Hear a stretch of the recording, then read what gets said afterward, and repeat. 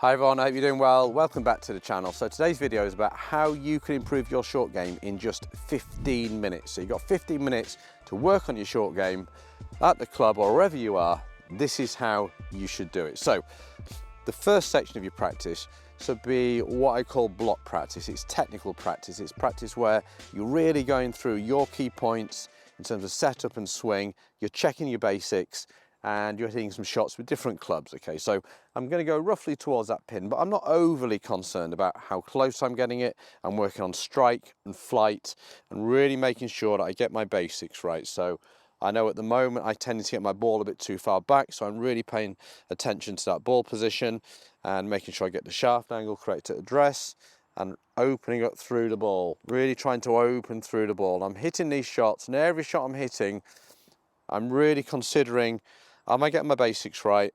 Am I working the right release? This is very much a release one I'm working on right now. And I like to hold my finish and just really check that release. You can see that's perfectly on the hip there, okay? So I know my release one is where it should be.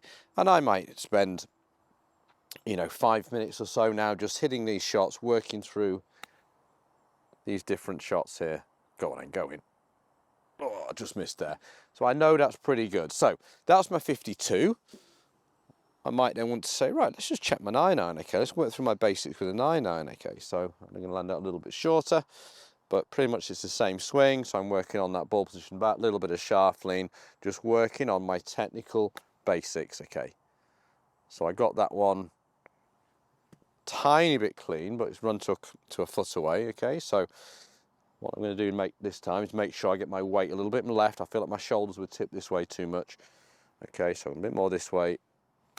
And you hear that was a much better strike. It's gone a little bit too far, okay? But I was working on strike. You see, that's the whole idea.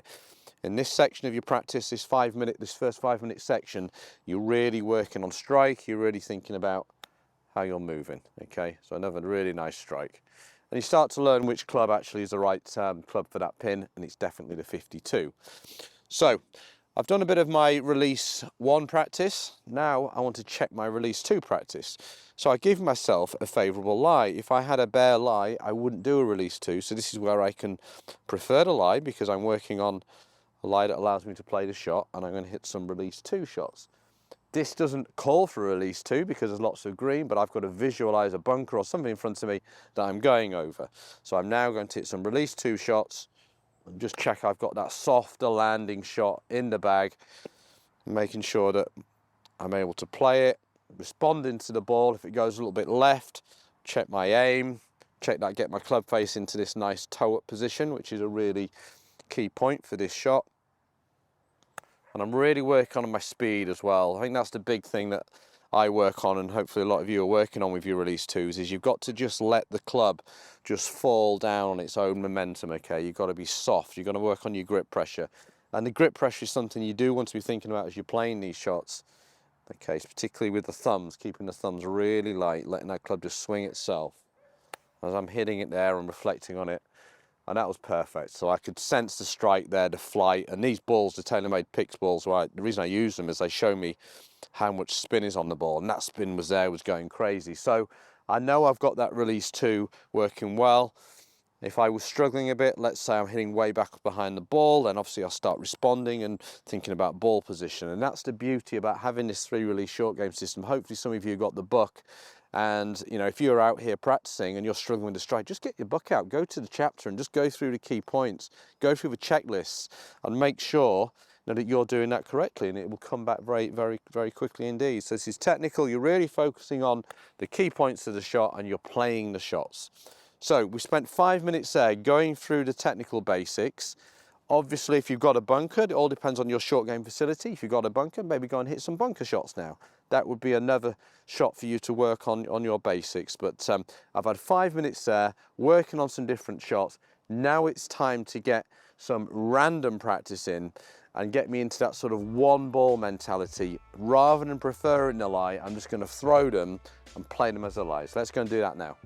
Right, so we've done the technical practice. You've gone through your basics. Very important to do that, to stay on top of the basics. The reason we start to struggle with any part of the game is just a simple part of the setup. For example, ball position or hand pressure, something like that just slips out, and then that triggers through into the action and creates a negative chain reaction. So we've checked our basics.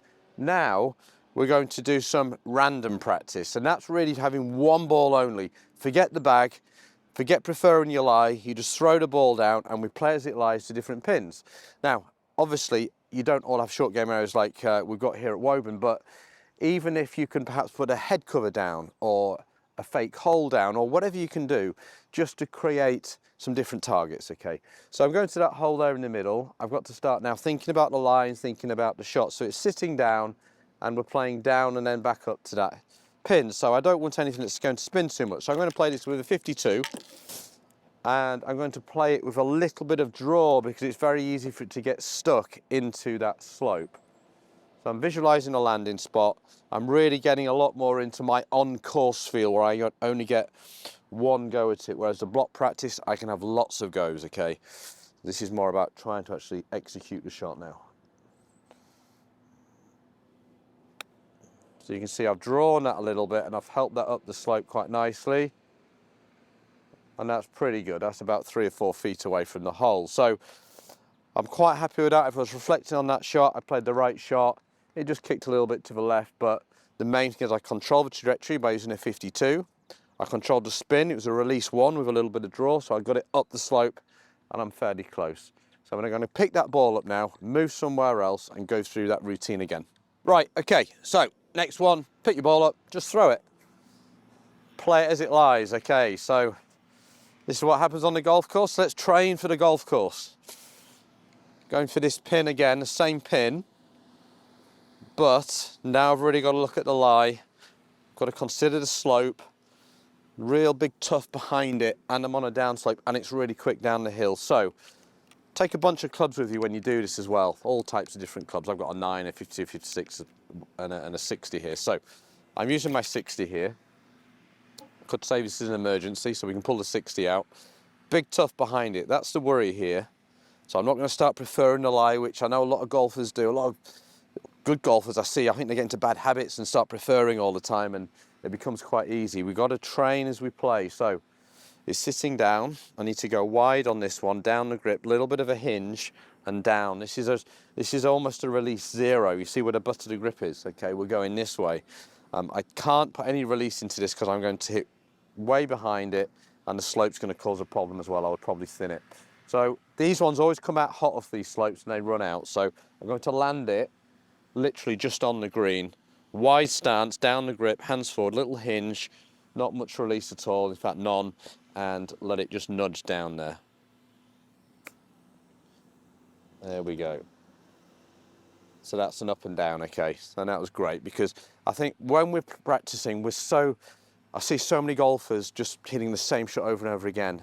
You don't often practice that type of shot. So get creative in where you're throwing the ball. And remember, no prefer, no lie. Right, let's have one more of those. Right, that's 2 up and down so far. Let's throw another one. Oh, give me a, here we go. There we go. Right, listen, this happens, doesn't it? This is real life. We do get this on a golf course. So, totally bare lie. We're going to go for this front pin as well. Really tough shot. Options here, aren't there? These are options. But this is great. If you can make practicing, and I can feel I'm getting my on-course juices flowing here because I'm starting to think about the lie, the shot. You know, I'm really imagine I'm on a golf course. I'm feeling a bit of pressure as well. Can we go 9-iron into the bank? Okay, so a bit further back than normal because it's a dusty lie. Work on your routine like you're playing on a course as well. Visualize it, paint the picture. There's some divots on the hill there, okay, and that's where I'm going to land this, just short of those. Hopefully I get to the top and just let it feed down.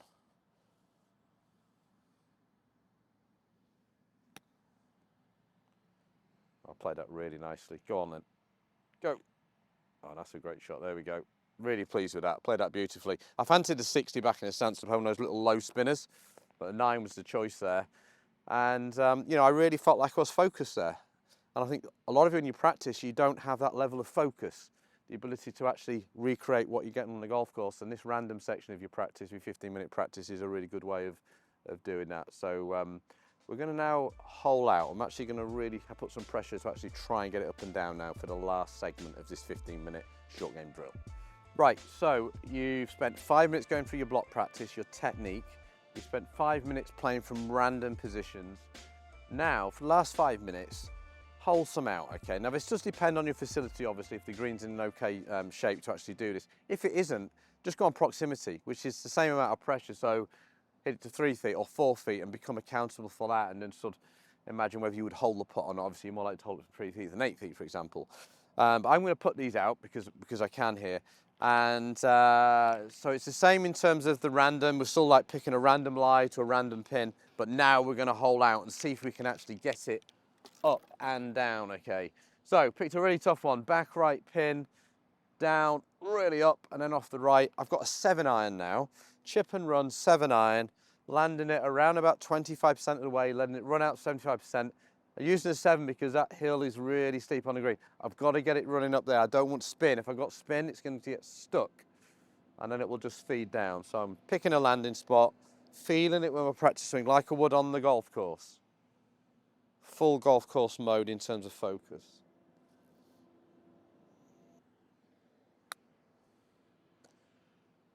Go on, spin up the hill. Just a bit low. Sit down. Sit, which broke a bit. Sit down. Sit. Spin high. Slope got it a little bit. So I think I've got about 7 or 8 footers to hole there for the up and down. So I'm going to drop my club down like you would on a golf course, leaving my bag here, so to speak.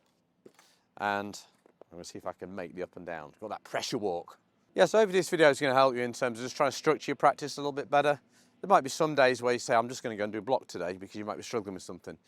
When you're technically getting more competent, you might find yourself you're doing more random. So you've got to weigh up where you are with a particular skill. If you feel like you've got to build competency, you're going to be doing more technique. If you're really good at it, I really feel like quite confident with it, you want to do more of the random practice. But if you've got 15 minutes, I would advise you do exactly this. 5 minutes technique, 5 minutes random, 5 minutes pressure, competition practice, which is what now. So you can see I've got a putt to make here.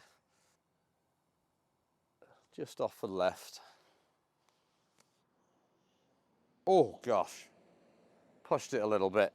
So I didn't get it up and down. Made 3. That's fine. So we're going to pick one more now, okay, to go from. Again, I'm going to throw the ball, and we're going to go and react from there to a different pin. Right, tough one here. So lie's bare. We're going over this mound to the pin at the back there, okay. So I'm giving myself difficult shots, and I advise you do that as well. Like I always say, train harder than you play, all right? Try and create situations that aren't particularly comfortable for you.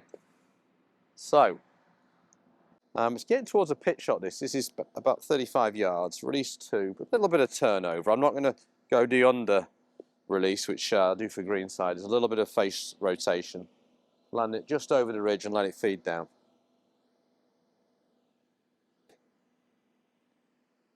Played it nicely.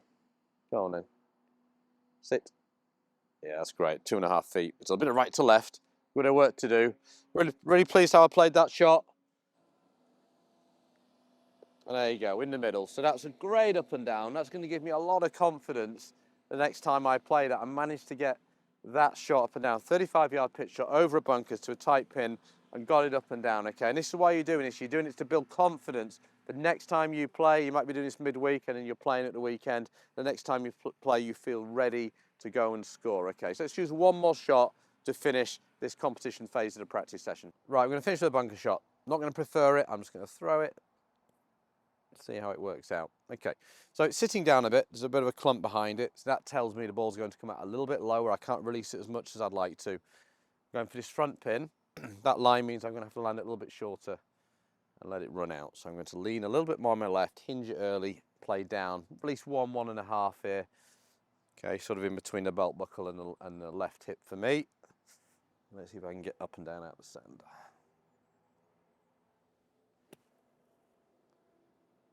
Go on then, there we go. Should be able to manage that one to a couple of feet. But you can see the beauty about doing this is I didn't give myself the perfect lie. At the beginning when I'm doing my block practice, absolutely. If you want to practice certain lies, give yourself the lie you're trying to work on. I just threw that in there, Wasn't exactly what I wanted. I'd prefer it to have sat somewhere like this where it's sitting up on top, but it was sat down. But then that's given me the ability, the chance to focus and work on that type of lie. I played the shot well, and we'll see if we can make that. So I think I can manage this little 1.5 footer. Take your time, no knees, knock it in, and there we go. So that's 2 out of 3 up and downs that I've made there, working on these shots. And hopefully that's helped you. Helps you maybe structure your practice sessions better. Obviously, I've shown you like a 15-minute one there. If you've got an hour, then do 20, 20, 20. You know, work it out depending on how much time you've got. But if you've only got 15, we're all quite time precious these days. 15 minutes, as I've just shown you, is enough to really still improve your short game. Work on your technique, work some random shots in, and then have a consequence. You've got to hole out or really make sure you understand how far that has gone away from the hole. So you've got a proximity test on that. And I'm sure that will help your short game. So hopefully that's helped you, and we shall see you next time.